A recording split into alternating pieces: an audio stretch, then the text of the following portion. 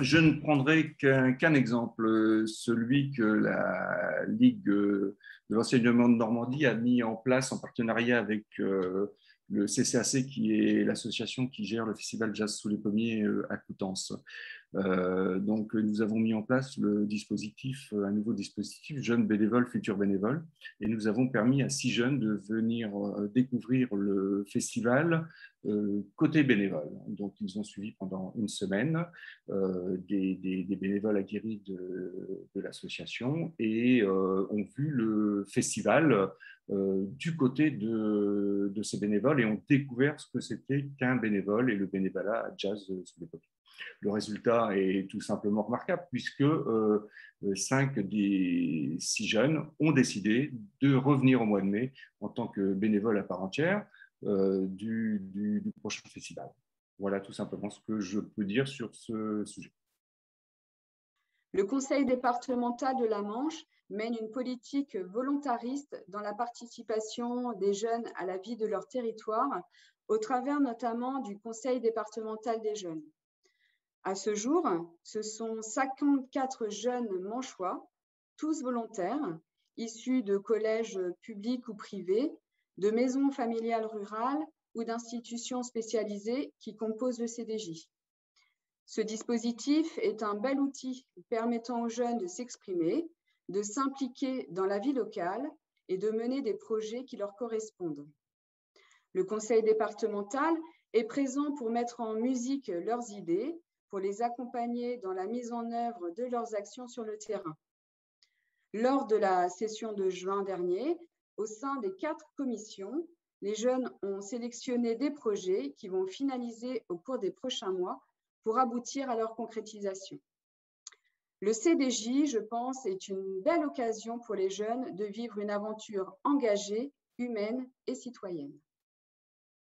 Donc, à la question de l'engagement des jeunes, il est effectivement parfois difficile d'y répondre, mais on a quand même, en tant que service d'État, quelques éléments qui nous montrent que les jeunes adhèrent à des dispositifs, par exemple, qu'on peut leur proposer, ou que les jeunes sont demandeurs d'appui et de soutien.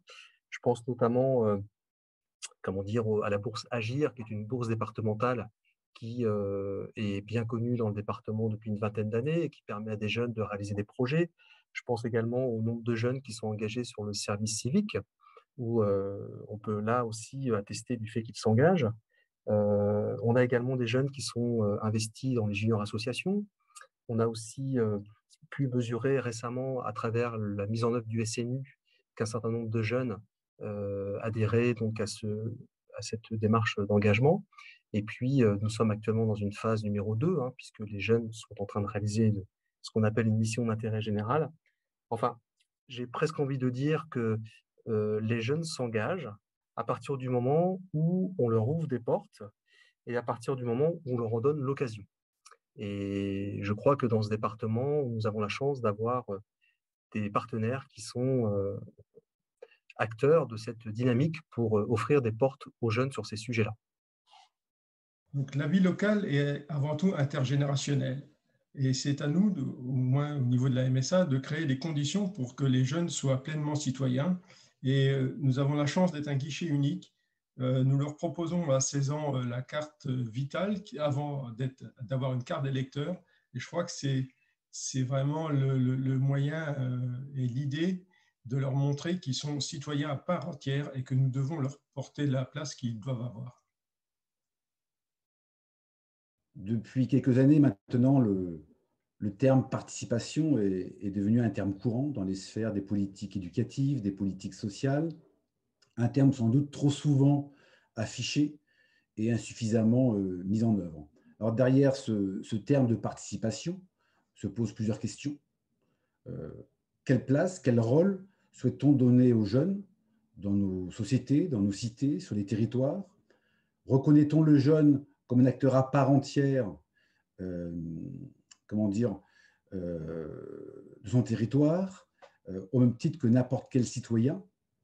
Se limite-t-on à le consulter ou lui donne-t-on un réel pouvoir de décision et d'action sur les sujets qui notamment les concernent? Des réponses qui, de mon point de vue, appartiennent pleinement aux politiques. On peut considérer que la participation est un processus avant tout éducatif, qui se construit dès le plus jeune âge, d'abord au sein de la cellule familiale, au sein de la sphère scolaire, durant les temps de loisirs, durant les temps libres, qui par conséquent relèvent autant de la parentalité que d'une éducation que je qualifierais de globale et de permanente. Bref, la participation, c'est l'affaire de tous.